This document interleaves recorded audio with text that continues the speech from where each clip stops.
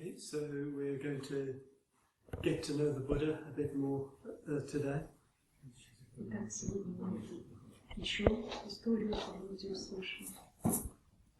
Yesterday we looked particularly at the Buddha's kindness and his teaching on loving kindness. So today we're going to look at his fearlessness.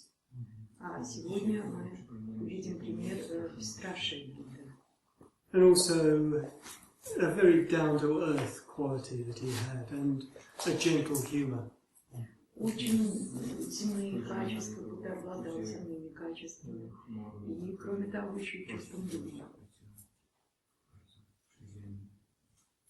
So when he was still a wanderer before his enlightenment, когда Будда был еще бродячим монахом до достижения просветления,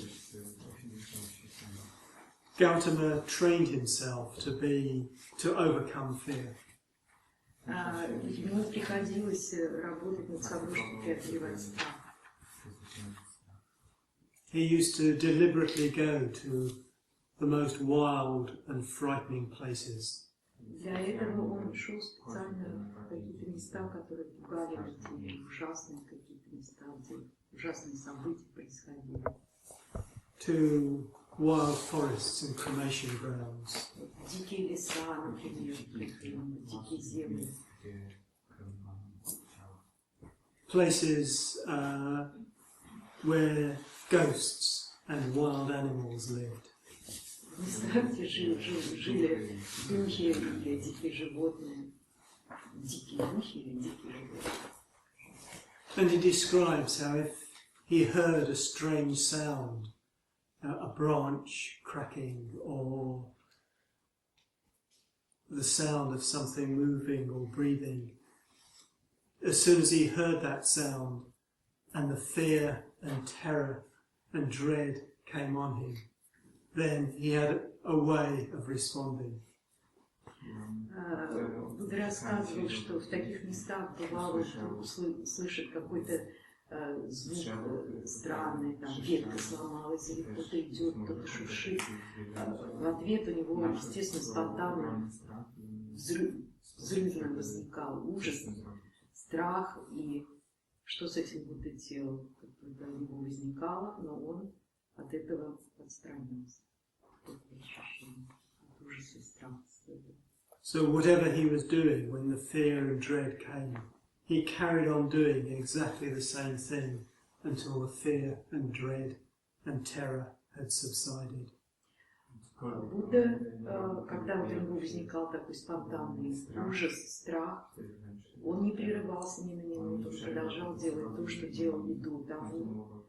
И постепенно страх и ужас уходили. If he was sitting, he just stayed sitting until the fear and terror had gone. Если он сидел, то он так и оставался сидеть, пока страх и ужас не уходили. If he was lying down, he just stayed lying down. Если он лежал, то он так и оставался лежать. If he was walking, he just carried on walking. Если он шел куда-то, то он продолжал идти.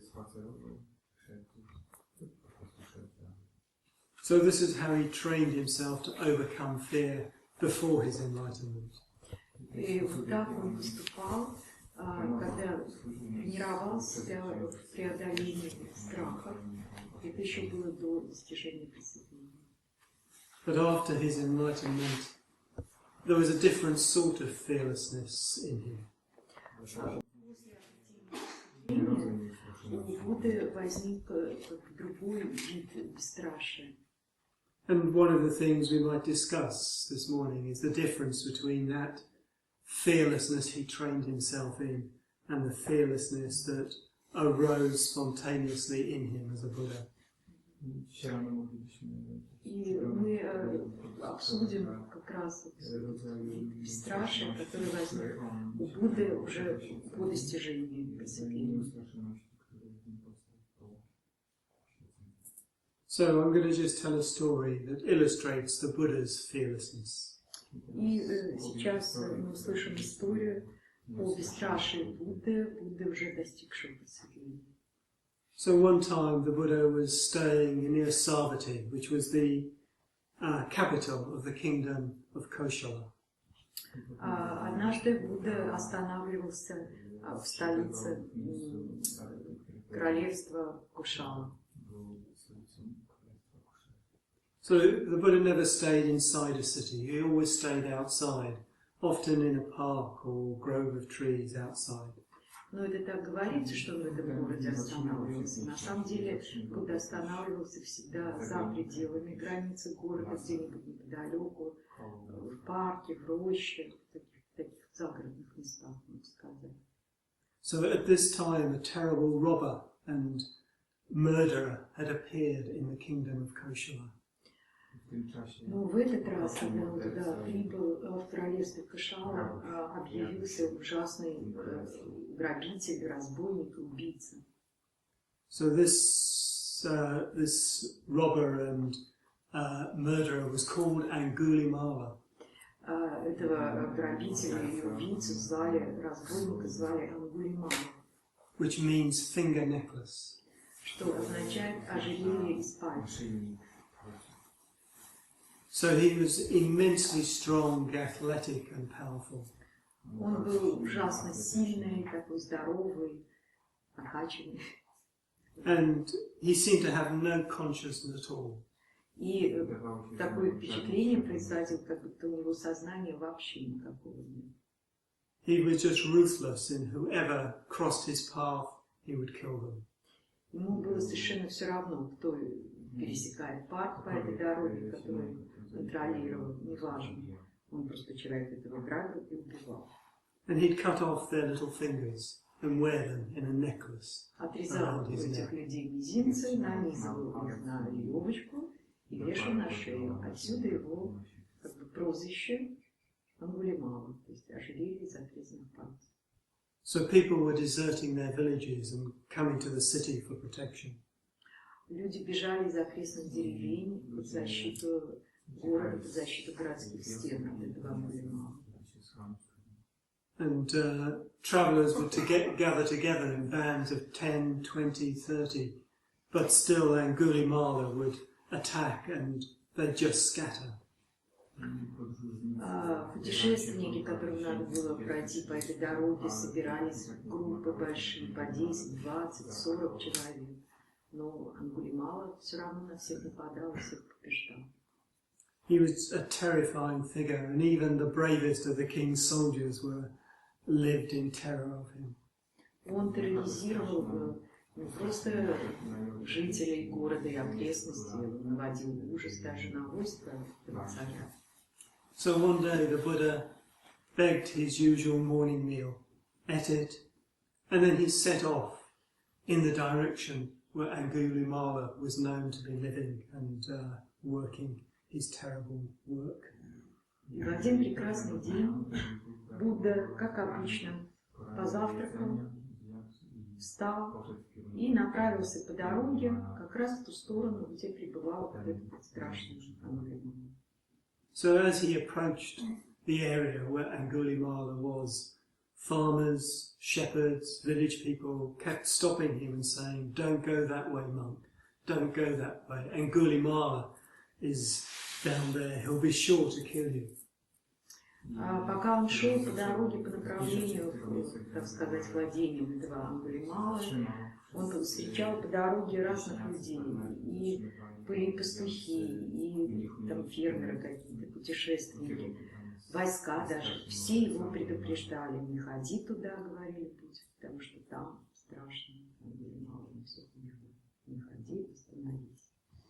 So the Buddha would listen, say nothing, and then continue on his way.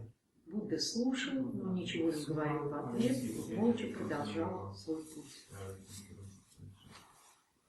Eventually he came near to where Angulimala was, hiding above the road in some rocks.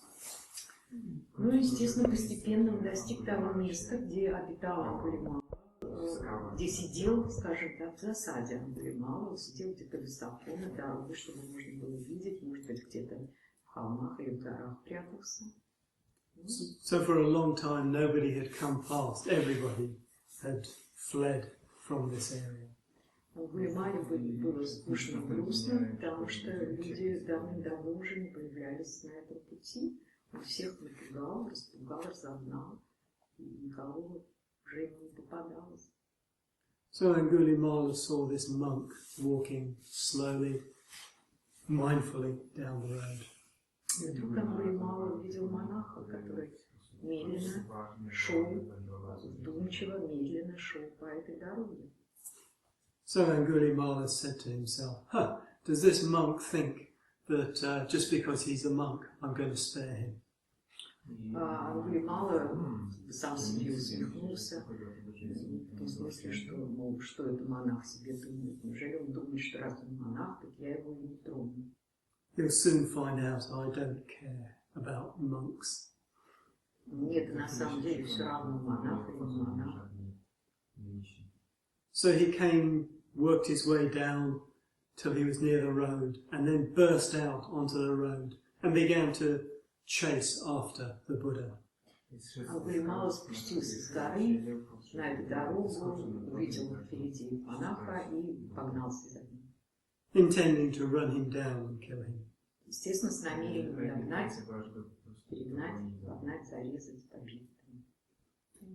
But now something very strange seemed to happen. Но с ним случилось нечто очень странное. The Buddha continued just to walk very steadily, slowly down the road. Будда продолжал себе идти спокойно, не ускоряясь, вдумчиво. Whilst Angulimala was running as fast as he could, with all this great power and energy, but the gap between him and the Buddha just never seemed to get any smaller. Ангулимала же, наоборот, бежал изо всех сил, чтобы догнать его, но тем не менее расстояние между ними не изменялось. So Angulimala began to think, this is very strange. Ангулимала стал наконец размышлять, что-то тут в этом есть странное. Now I'm just walking, I'm running as fast as I can, and usually I can run down an elephant or a horse, an antelope, but I can't catch this monk who's just walking so slowly ahead of me. Ангулимала сам себе стал говорить, что такое происходит. Я не могу догнать монаха, который идет спокойно. Обычно я могу догнать и слона, и антилопа, любого самого быстрого зверя. А тут я несусь изо всех сил, монах себе идет, и я не могу его догнать. So eventually he stopped. And he shouted after the Buddha, "Stop, monk, stop." Все-таки Ангулимала остановился наконец и заорал вслед монаху: "Остановись, монах, остановись." The Buddha just kept on walking, but he replied in a steady, firm voice, "I have stopped, Angulimala. It's you that needs to stop." Будда при этом продолжает свой путь в том же ритме, тихо, спокойно, тем не менее ответил Ангулимале: "Я, говорит Будда, давно остановился. Это ты, Ангулимала, еще никак не можешь остановиться." So Angulimala now thought, this is very strange. Ангулимала подумал, это очень странно. This monk, he's obviously a follower of the Buddha by his robes, by the way he's dressed. Похоже, монах является последователем Будды, если судить, по крайней мере, по его одеянию. And the followers of the Buddha are always supposed to speak the truth. А последователи Будды, в принципе, обычно всегда говорят правду. But this monk says he stopped when he's still walking. Но этот монах сказал, что он остановился, хотя при этом он все еще идет. And he tells me I need to stop when I'm standing still. А мне он сказал, что мне нужно остановиться, хотя я уже давно, собственно, остановился. So he now shouted after the monk, "Hey monk, what do you mean? I need to stop. I have stopped. It's you that's walking." Он заорал снова вслед монаху: «Эй, что ты такое говоришь? Я уже давно остановился. Это ты, монах, тебе надо остановиться».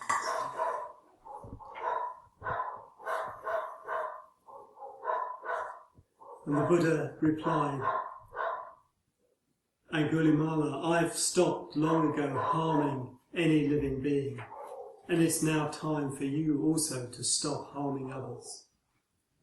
И в ответ монах ему ответил: «Я уже давным-давно остановился и перестал причинять вред живым существам, а вот тебе, Ангулималы, давно пора тоже остановиться и перестать причинять вред живым существам».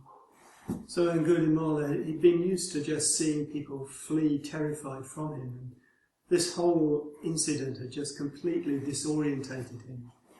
Ангулимала привык, что его все боятся, что никто ему не возражает, и вообще обычно все идет обычно, а тут все как-то задом наперед, вверх ногами. Он был совершенно дезориентирован.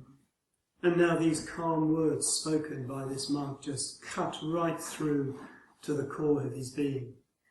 А вот эти вот спокойные слова, сказанные Буддой, вдруг пробили его, пробились прямо в самую середину его существа. So he threw away his weapons, his swords and shield, threw them away in the ditch and fell on his knees by the Buddha and begged him to take him as his disciple. И его, как говорится, пробило, он выбросил все оружие, мечи, щиты, лук, стрелы, бросился к ногам Будды и стал просить взять его к себе в ученики. And thinking in his mind, here at last is someone I can really look up to, really respect. И он был счастлив, что наконец нашелся кто-то, на кого он может равняться, на кого он может быть, хотеть похожим. Okay, so we cut the scene back to Koshala, to the city of Savatthi and the palace of Pasenadi, the king. Дальше что происходит? Вернемся снова, пожалуй, во дворец царя Кошалы, в это королевство и во дворец. So around the palace was a great crowd of people clamoring for the king to go and sort out this robber, this bandit who was terrorizing the countryside. They couldn't live in their villages, they couldn't live their lives any longer. They just wanted their king to sort something out. Вокруг дворца уже собралось очень большое войско, человек 500, может быть, больше. Все просили царя, чтобы он, наконец, вывел войско и сделал что-то с этим разбойником, который не дает мирным жителям, мирным деревням, собственно, существовать, чтобы царь с этим, наконец, разобрался. So the king Pasenadi sets out from Savatthi with a great band of soldiers. Ну и царь выступил все-таки из города во главе этого большого войска. And on his way towards the country where he knows Angulimala has been doing his terrible work, he passes the park where he knows the Buddha is staying. И он выступил в ту сторону, где, как предполагалось, обитает Ангулимал. И дорога пролегала через парк, в котором, как царю было известно, останавливался Будда. So he tells his soldiers to wait, he dismounts, and he goes into the park to see the Buddha. Он попросил своих солдат подождать немного, а сам вступил в лес, чтобы пойти поприветствовать Будду. So there, the Buddha and Pasenadi are friends, they know each other well. Они, собственно, знали, были вполне знакомы друг с другом, лично дружили. So the Buddha greets Pasenadi. He says, "Why are you looking so worried, Pasenadi? Has your kingdom been invaded?" Будда увидел, что царь очень озабочен, и стал его расспрашивать, что случилось, твоему царству угрожает что-то, почему ты такой вот весь в волнении, и солдаты, что случилось? Yeah, where are you going with all these soldiers? Куда ты идешь вместе с этими солдатами? And Pasenadi pays his respects to the Buddha and says, this terrible robber, Ангулималы, he's terrorizing the countryside. Nothing seems to be able to stop him. I'm going now with my soldiers to see what we can do, but he just seems to be... it just doesn't seem possible to stop him. И царь ответил Будде, говорит, мы уже больше не можем терпеть этого мерзкого Ангулимала, мы должны что-то с ним сделать, его кто-то должен остановить, потому что он мешает нам всем жить. So the Buddha asked Pasenadi, so what would you do, good king, if Angulimala was to give up his evil ways and was to shave his head and put on the robes of a monk and become my disciple, what would you do then? А Будда в ответ задает ему такой вопрос. А что бы ты сделал, царь, если бы ты узнал, что Ангулимала, обрив свою голову, стал монахом, вступил бы на истинный путь? So the king says, well, I'd show him the respect due to a monk and make sure that he had all these needs, but that's not going to happen. Angulimala is just too set in his terrible ways. He's never going to change. Царь ответил, ну, конечно, если бы я узнал, что он стал монахом, я бы выказал бы ему положенные знаки почтения и спросил бы, какие у него есть нужды, чтобы ему чем-то помочь. Но, говорится, Ангулималы, это маловероятно, это практически невозможно, он никогда в жизни не прекратит свои безобразия. So the Buddha now indicates with his hand a monk sitting just nearby, shaven head, ragged robe, sitting just very quietly and peacefully. И тогда Будда рукой указал на монаха, который сидел рядом. Монаха, выглядящего совершенно обычно для монашества, с бритой головой, в монашеских одеяниях. And he says, good king, this is Angulimala. Он показал рукой на этого монаха, сказал ему, добрый царь, вот, это Ангулималы. So Pasenadi's hair stands on end. He begins to shake with terror and fear. Волосы Пасанади у царя встали дыбом. Он затрясся от страха, не поверил своим глазам. And the Buddha tells him, don't fear, don't be afraid, Pasenadi. There's nothing to be afraid of any longer. Но Будда его успокоил, говорит, успокойся, Пасанади, все в порядке, бояться нечего. So eventually the king calms down. Ну и постепенно царь успокоился. And gathering his dignity, he goes to Angulimala, pays his respect to him as a monk, and asks him if he has anything he needs. Ну и, соответственно, как обещал, он подошел к этому монаху, оказал ему положенные знаки внимания, спросил, есть ли у него какие-либо нужды, какие-либо просьбы. Angulimala thanks him, but says he has all he needs. Ангулимала поблагодарил его, но сказал, что у него есть все, что ему нужно. The king thanks the Buddha, and it says he's amazed that the Buddha has managed to pacify Angulimala with his calm and teaching where all his armies had failed. Ну и царь снова подошел к Будде и благодарил, и очень удивлялся, и расспрашивал, как же Будде удалось превратить Ангулималу, обратить, скажем, Ангулималу, сделать так, что он бросил все свои пакостные дела. So there is more to the story of Angulimala, but that's all we've got time for today. Ну, у нас еще есть время на сегодня, есть много всяких историй, подобных историй про Ангулималу. But I think the story gives us quite a good picture both of the Buddha's fearlessness and also, of the times he lived in and the sort of situations that one might meet there. Но эта история, скорее всего, наиболее иллюстративно показывает качество Будды, такое как бесстрашие, с одной стороны, а с другой стороны, в общем, весьма реально описывает жизненную ситуацию в те времена, в которых Будда жил. So I want to go on now to talk about the Buddha's very down-to-earth, very practical sort of quality, and also look at his gentle humour. И Саддхалока хочет продолжить разговаривать, беседовать о таких достаточно земных чертах характера или качествах Будды. Он хочет плавно перейти к чувству юмора Будды. So I think in many cultures, when somebody sneezes, there's often a response. In England, when people sneeze, people say "bless you." You probably have the same in Poland and Russia, do you? Вот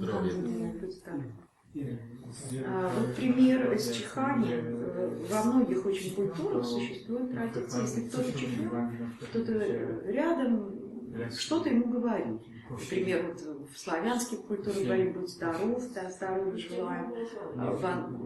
В английской культуре, скажем, в немецкой, кстати, тоже говорят что-то вроде «благослови тебя», там, типа «Бог благослови тебя», ну, все по-разному. So in ancient India, the custom was if someone sneezed, you said "long life to you," but then there was also a polite response, "may you have long life too." Ну, когда человеку говорят, значит, долго тебе жизни, не чихали, полагается тоже вежливо ответить, и тебе тоже долгой жизни.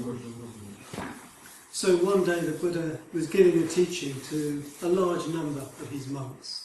Однажды Будда давал учение очень большому числу монахов. And whilst he was teaching, he just happened to sneeze. И во время передачи учения он вдруг чихнул. So all the monks began saying, "Long life to you, Lord, long life to you, Lord." Все монахи стали говорить «долго тебе жизни, долго тебе жизни». Yeah, and this interrupted the flow of his teaching. И вот это прервало как бы поток передачи учения. So the Buddha said, "Look, wait a minute, monks." Будда сказал: подождите, постойте, монахи. Do you think it makes any difference when I sneeze if you say "long life to you"? Вы думаете, что что-то изменится, если после того, как я чихну, мне скажете «долго тебе жизни»? So the monks said, "Well, no, of course not." Ну, монахи сказали: да нет, ничего не изменится. So the Buddha said, "Oh, right then, from now on, if somebody sneezes, we don't need to do all of that. We don't need those sort of superstitions." Ну и, значит, Будда сказал, что с этого момента мы отменяем эту традицию бессмысленную. С этого момента, если кто чихнет, мы ничего не говорим на это. But what happened now is the monks went into the villages, and when a monk sneezed, the villagers would say, "Long life to you," but the monk would be very sort of aloof and just not join in and not respond in the polite way with "may you have long life too." Значит, что, соответственно, как это стало развиваться дальше? Монахи, они не только сидят, слушают учение Будды, они выходят еще и в деревню. И в результате, если кто-то из монахов в деревне чихает, ему христиане говорят «долго тебе жизнь», как положено. А монахи, раз Будда отменил это все, задрав нос, молчат, ничего не отвечают. So the Buddha started to receive complaints that his monks were very bad-mannered. Будда стал получать жалобы от окрестных христиан на то, что монахи невежливые, грубые, полное безобразие. So the Buddha said, "All right, monks, all right. When you go to the villages, these people, they like their superstitions, they like their customs. In the villages, if people say, 'Long life to you' when you sneeze, you can respond, 'Long life to you' also.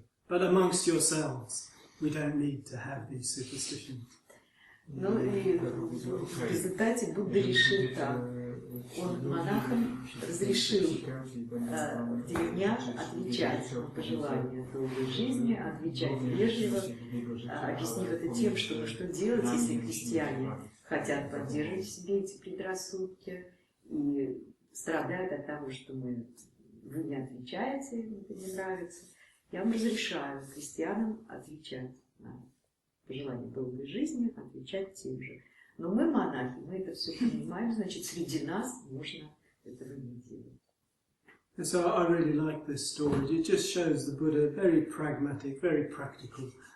He doesn't want his teachings interrupted by lots of monks saying, long life to you, long life to you. But, you know, when it comes to just having polite, friendly relations with people in the villages, fine. You know, you can just follow the old customs. То есть вот эта история, она как бы демонстрирует, собственно говоря, прагматичность Будды. Он отменил это пожелание от монахов себе, вот этой долгой жизни, если Будда чихнет, потому что это мешает ему давать учение непрерывное. Но в то же время он им разрешил отвечать крестьянам, чтобы как бы поддерживать нормальные вежливые отношения. So then now, just a story that gives us a bit of a flavour of the Buddha's gentle humour. Это история, которая дает небольшой пример такого довольно-таки мягкого юмора Будды. So the Buddha once went, well, he was just travelling around, and an old Brahmin came to him. Будда много путешествовал, и однажды к нему пришел старый брамин. So the Brahmin caste were the hereditary priestly caste, and they expected everyone to look up to them. Брамин из касты браминов, естественно, это самая высшая каста, тем более он такой старый, весь из себя почтенный, и он, естественно, ожидал, как привык, что все на него смотрят снизу вверх. But the Buddha and his followers had gained a reputation that they had no respect for caste. They only respected people's true qualities, not their birth. О Будде и его последователях говорили, и известно было, что они ценят людей не по касте, не по рождению, а по истинным качествам. So this Brahmin came to the Buddha, and he'd been hearing all sorts of stories and getting very worked up about this rude monk, Gautama, who just didn't show respect to Brahmins. Этот брамин пришел Будде среди других монахов, сел и стал слушать истории, которые рассказывал Будда, но при этом очень нервничал, потому что думал, как это так, вот этот вот грубиян, он мне не оказывает знаков почтения, он меня не замечает. So this Brahmin came to the Buddha. They exchanged the usual polite greeting, which people always did in those days. Ну, и Брамин подошел к Будде. Брамин came to Buddha. Brahmin came to the Buddha. Ну, и Брамин подошел к Будде и как бы ожидал, ну, выказал, нет, по-моему, ожидал каких-то обычных знаков почтения и вежливости. And the polite greetings done, he came straight in. Master Gautama, I've heard that you don't show proper respect to old and wise Brahmins, and I've seen for myself that it's true. This isn't the way you should behave, Master Gautama. Да, он подошел к Будде, выказал знаки почтения, но, тем не менее, сделал Будде выговор. Он ему сказал так: «Мастер Гаутама, я слышал, люди говорят, что вы не выказываете должного почтения к старым и ученым браминам. И я своими глазами видел, что это так. Так не следует себя вести, мастер Гаутама». Вот такой выговор сделал брамин Будде. So the Buddha replies, Brahmin, there's no one in the whole world who's worthy of the respect of an enlightened one. If a Buddha were to show respect to somebody, their head would probably just split open. Будда не сразу ответил, но ответ был таков. Брамин, нет никого в целом мире, кто был бы достоин почитания просветленных. Если бы Будда выказывал почтение каждому, у него бы лопнула голова. So the Brahmin replies, the Buddha has no taste. Брамин возразил, у мастера Готамы нет вкуса.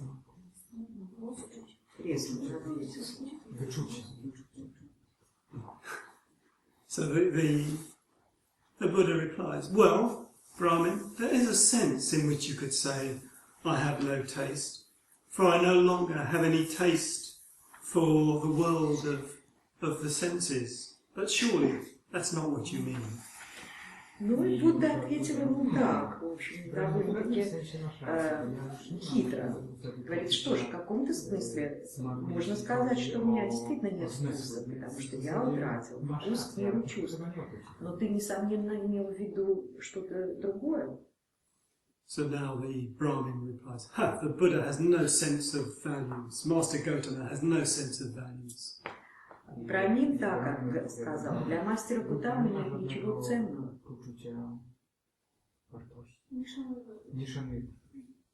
So the Buddha now replies, well, there is a sense in which you could say, I have no sense of values, for I attach no value to the world of the senses, but maybe that's not what you mean.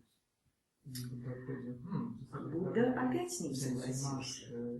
Как говорит Будда, в каком-то смысле можно сказать, что для меня действительно нет ничего ценного, потому что я не придаю никакой ценности миру чувств.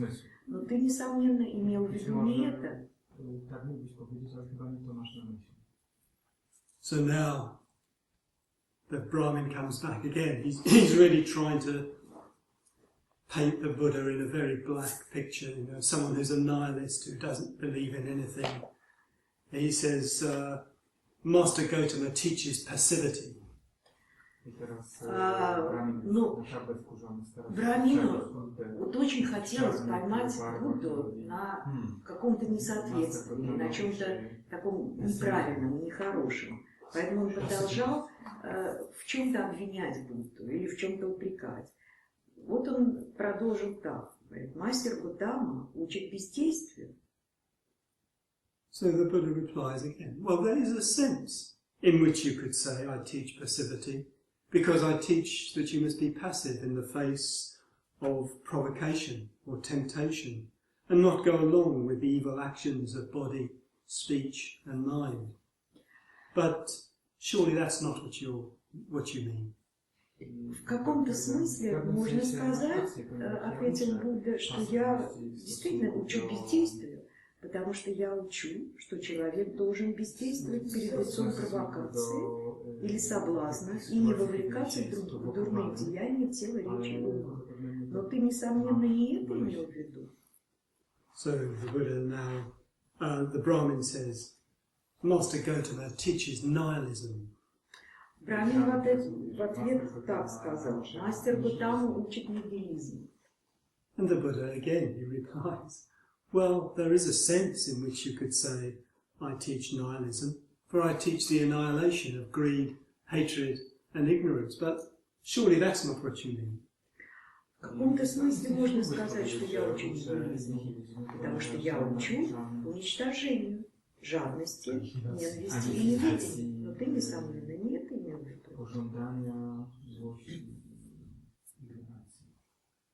And so it goes on. The Brahmin throws an insult at the Buddha.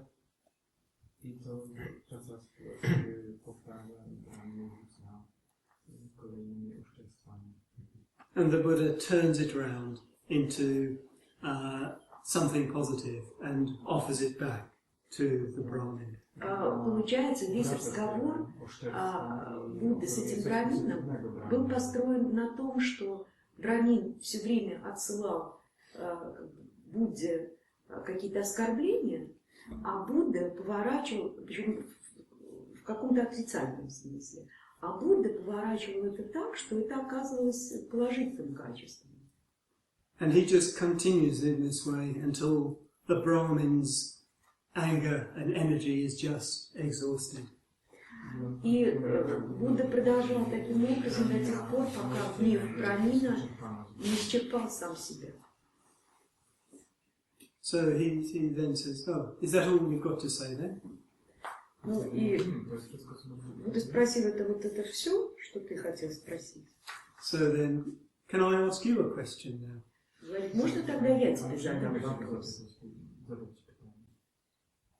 So he then says, Brahmin, just tell me, if a hen has a number of eggs, and out of those eggs, a chick breaks out before the others, using its beak to get through the shell, would you call that chick the oldest or the youngest? Такой вопрос задан. Брамин, скажи мне, вот представь себе, если курица тщательно высидела яйца, и из яиц, наконец, вылупился первый цыпленок. Ты вот этого вылупился с трудом, естественно, клювом, пробираясь, протыкая, разбивая скорлупу, вот выбрался первый цыпленок наружу. Ты скажи мне, как ты назовешь этого цыпленка, старшим или младшим? So the Brahmin doesn't quite know where this question's coming from, but, well, he's the oldest, Master Gautama. Ну, Брамин, конечно, ошалел немножко от такого вопроса, вроде бы как дурацкого, сказал, старшим, конечно, назову. So now the Buddha says, in just this way, Brahmin, in this world encased in a shell of ignorance, I was the first to break through that shell, so I can truly be called an elder brother to the world. Будда на это ответил, точно так же, Брамин, в этом мире, заключенном в скорлупу неведения, я первым пробил эту скорлупу, поэтому воистину меня можно назвать старшим братом мира. Так сказал Будда Брамин. And the Buddha now goes on to explain the unfoldment of his enlightenment to the Brahmin. Будда продолжал дальше рассказывать Брамину, как он пришел к достижению просветления, стал описывать раскрытие этого просветления. Сказал про весь путь свой. Describing it as like breaking through a whole series of shells to eventually gain complete enlightenment and liberation. И рассказал, как постепенно разбивал эти слои скорлупы до тех пор, пока он не пришел к достижению полного освобождения. And by the time he'd finished, this Brahmin was completely won over. И когда он закончил, Брамин был полностью покорен. So he declares Master Gautama is indeed an elder brother to the world. И он тогда провозгласил, что мастер Gautama действительно старший брат мира. Master Gautama is indeed the best of men. Мастер Gautama действительно лучший из людей. It's wonderful, Master Gautama. It's wonderful. Сказал, это чудесный мастер Gautama, это чудесно. It's as if something had been set upright again that had been knocked over. Это подобно тому, как возвращается на место перевернутая вещь. Or a lamp had been brought into a dark room that one could actually see clearly. Или когда лампу вносят в темную комнату, чтобы все могли ясно видеть. Or something uncovered that had been long hidden. Или найдено что-то, что у нее давно потеряно. And he asked to become a disciple of the Buddha. И он попросился стать учеником Будды. So yes, here we see the Buddha with gentle humour just rebuffing the insults of the Brahmin and then actually winning him over so that he became his disciple.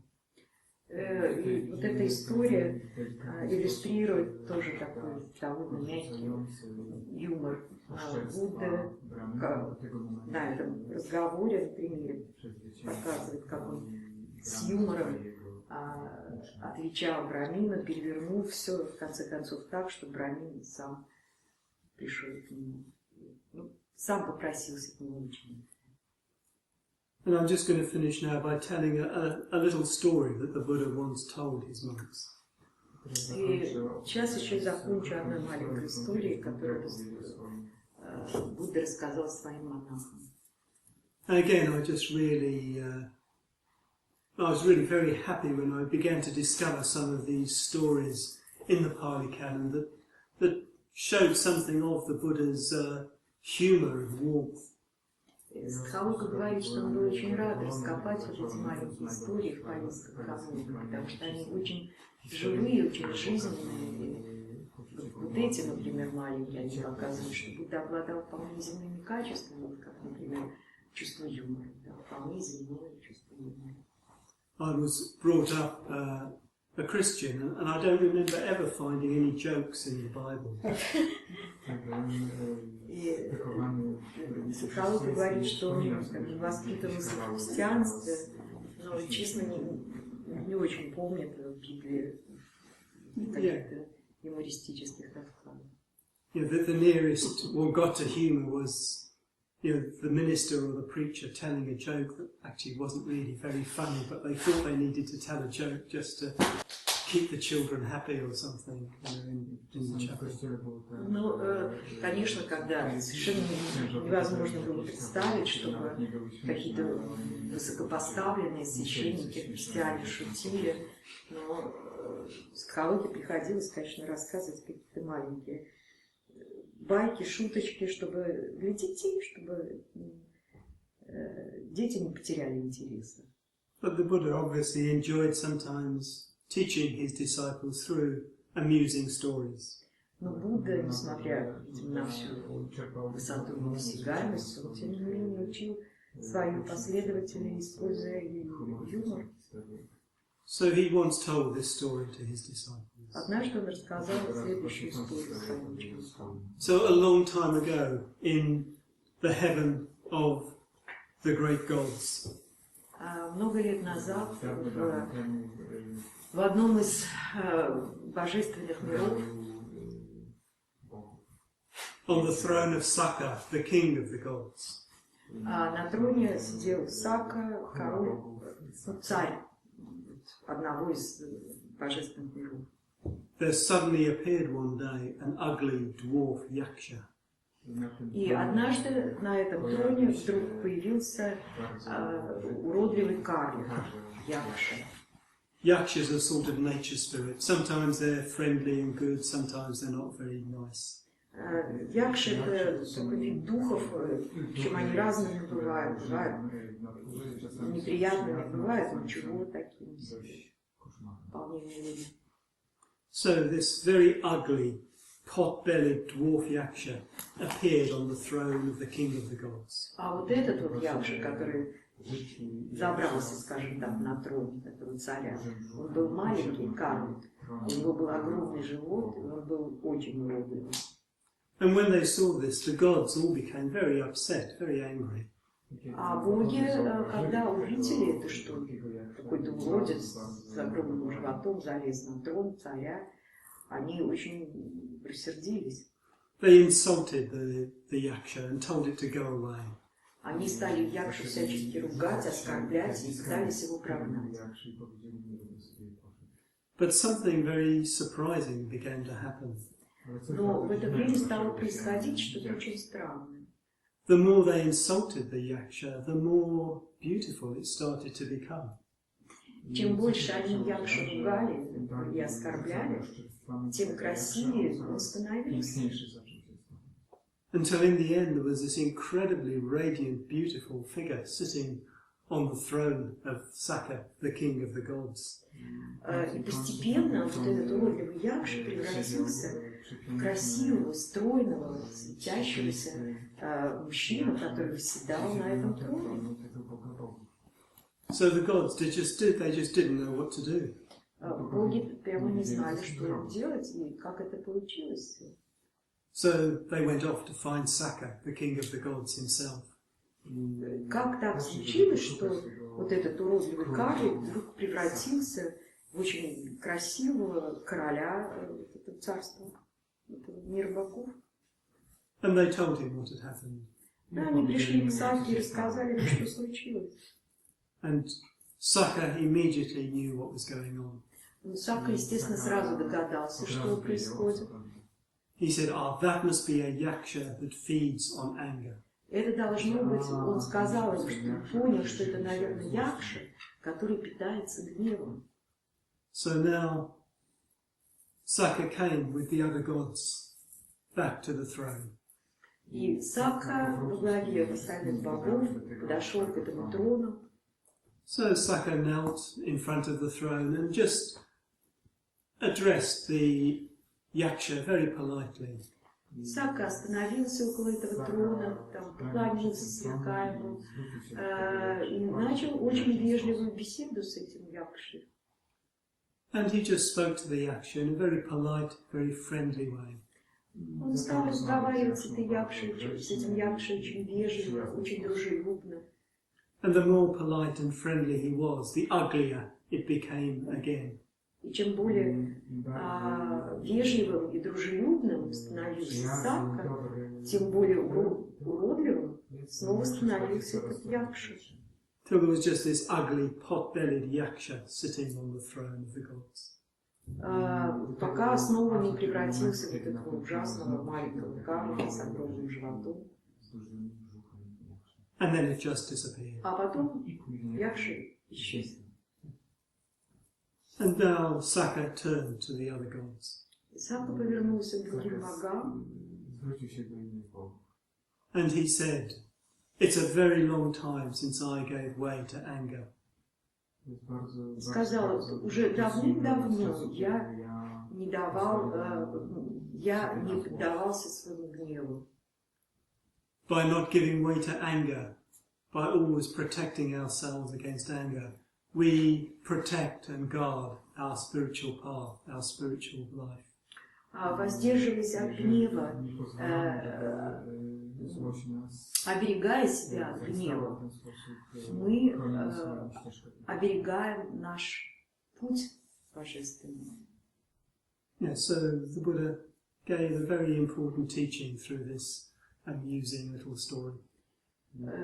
Соответственно, Будда через эту занимательную маленькую историю дал тоже важное наставление. Okay, so that's the stories for today. Так, на этом закончились истории.